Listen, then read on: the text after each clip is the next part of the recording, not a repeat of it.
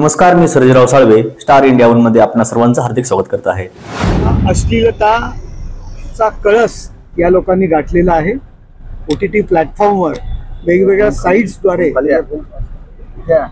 अश्लील गोष्टी दाखवत आहेत। भारतीय संस्कृतीला हे मान्य नाहीये।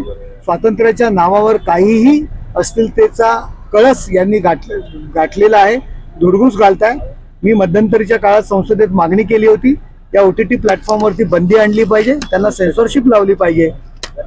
काही साइट्स शासनाने बंद केलेल्या आहेत आपल्या मागणीनंतर, आणि आता पुन्हा एकदा OTT प्लॅटफॉर्मला सेन्सॉरशिप पाहिजे ही मागणी पुन्हा एकदा उचलत आहे।